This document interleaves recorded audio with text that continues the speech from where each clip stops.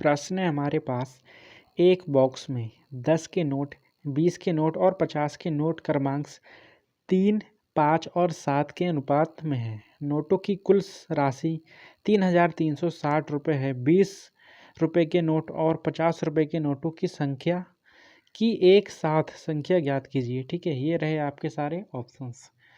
अब इस प्रश्न को कैसे हल करेंगे तो आइए समझते हैं। पहले हम देख लेते हैं कि एक बॉक्स में कितने नोट हैं। ठीक, तो यहाँ से 10 रुपये का नोट है, फिर 20 का नोट है और एक 50 का नोट है के नोटों क्रमांक से इतने के अनुपात में है। ठीक है, नोटों की संख्या का अनुपात दिया है हमें कितना, 3:5:7। ठीक, ये तो चलो नोट हो गए हमारे पास। फिर ये हमारे पास क्या दिया है, नोटों की संख्या का अनुपात। संख्या का अनुपात यहाँ से देखो, 10 रुपये के हमारे पास कितने हैं, 3 नोट हैं। तो 10 रुपये के जब 3 नोट हैं तो टोटल धनराशि कितनी हो जाएगी। ठीक, तो वो तो हो जाएगी 30 रुपये। ठीक, यहाँ से देखो 20 रुपये के हमारे पास 5 नोट हैं तो धनराशि कितनी हो जाएगी, यहाँ से हो जाएगी 5 दूनी 10, 1 2। ठीक है, 100 रुपये।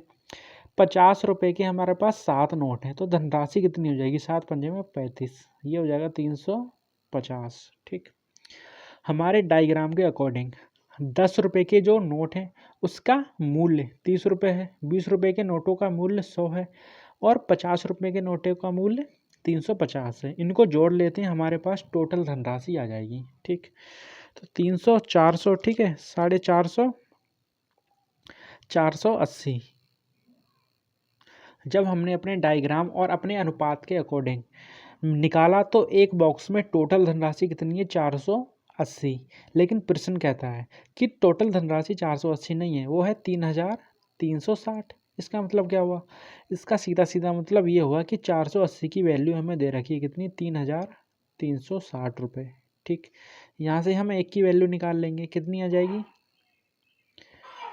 0 से 0 गया, ये कितनी बार में जाएगा, 4 सत्ते 28, 4 अट्ठे 32, ज़्यादा हो जाएगा, 7 बार में जाएगा ये कहीं ना कहीं। एक बार चेक कर लेते हैं, 7 अट्ठे में 56 लगे, 5 7 चक्कों में 28, 29, 30, 31, 32 और 1 33। ठीक है, ये टोटल 7 बार में जाएगा। ठीक, एक का मान हमारे पास आ चुका है, कितना, 7।